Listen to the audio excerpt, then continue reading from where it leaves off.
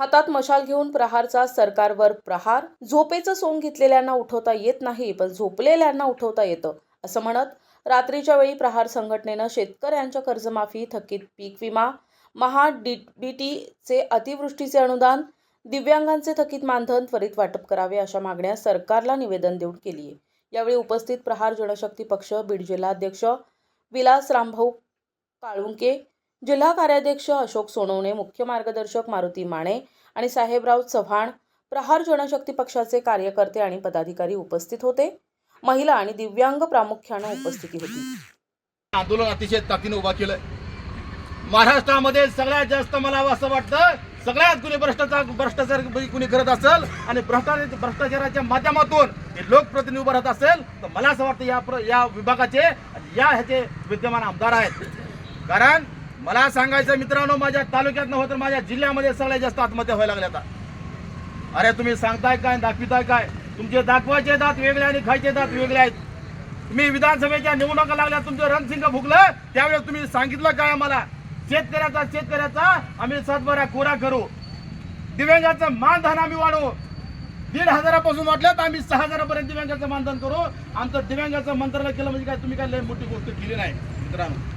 आम्हाला सांगितलं की तुमचं दिव्यांगाचं मंत्रालय केलंय आणि त्याच्यासाठी आम्ही भरघोस असा निधी देऊ आणि दिव्यांगाचं मानधन वाढवून त्यांचं काय आतापर्यंत त्यांच्यावरती जे कर्जाचा डोंगर आहे ती डोंगर आम्ही असा सगळा नाबूस करून टाकू. पण मित्रांनो, बोलाची कडीन बोलाचाच भात आहे खऱ्या अर्थानं.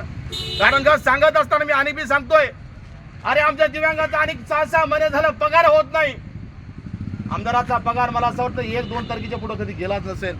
आमच्या आमदाराला पगार वाढ पाहिजे, परंतु शेतकऱ्याच्या शेतमालाला हमी भाव नको आमच्या. अरे आम्ही आमच्या सभागृहात बचभाऊ सांगतात की पेरणीपासून त्या कापणीपर्यंत शेतातले कामं सर्व MRGS मधून करा. त्यावेळेस मला असं वाटतंय शेतमजुराच्या हाताला खऱ्या अर्थानं काम मिळेल आणि त्यांचा जीवनाचा प्रश्न मिटून जाईल. परंतु हे चाललंय काय? अरे दाखवायचं एक आणि करायचं एक. अरे ज्या वेळेस अतिशय या क्रूर पद्धतीनं सरकार या शेतकऱ्यासोबत वागायला लागलं, मला असं वाटतंय येणाऱ्या काळात ह्यांना ही सरकारला हे आमचं दिव्यांगाचं जी काही श्राप लागणार आहे ती त्यांना माफ केल्याशिवाय राहणार नाही. त्याचं कारण असं आहे मित्रांनो, या देशामध्ये नव्हे तर देशातलं पहिलं उदाहरण आहे. बच्चूभाऊच्या आंदोलनामध्ये या दिव्यांगाचं मंत्रालय उभा केलं मान्य आहे. बच्चूभाऊने स्वाभिमानाने सांगितलं, जरी तुम्ही आम्हाला दिव्यांगाचं मंत्रालय दिलं असेल पण आता ह्या दिव्यांगाच्या मंत्रालयाला मी राहून उपयोगाचं कारण नाही, कारण आम्हाला तुम्ही निधीच देत नाही. आम्ही काय तिथे भावलेच आहोत का काय? म्हणून या सर्वांच्या विरोधात एक सर्व आमदाराच्या घरासमोर मशाल भेटून या ठिकाणी त्यांना जागा करण्याचं काम करायला आम्ही या ठिकाणी. आम्हाला माहिती आहे या ठिकाणी आमदार महोदय तर नव्हते, परंतु आम्ही गमिनी कावा करणारच आहोत ही सर्वांच्या साक्षीने मी सांगायला लागलोय. आम्ही गमिनी कावा करून आमदाराच्या घरावर टेमी घेऊन गेल्याशिवाय राहणार नाहोत, एवढं या ठिकाणी हक्काने सांगतोय मी. कारण मला असं वाटतंय या ताकदीने माझ्यासोबत दिव्यांग बांधव अतिशय ताकदीने उभं राहिले आणि येणाऱ्या काळात सुद्धा अतिशय ताकदीने उभा राहू आणि शेतकऱ्याला कर्जमाफी देऊ आणि जी ज्या दिव्यांगाची आमची हेळसांड व्हायली या ठिकाणी थांबायचा निश्चय आम्ही या ठिकाणी करू.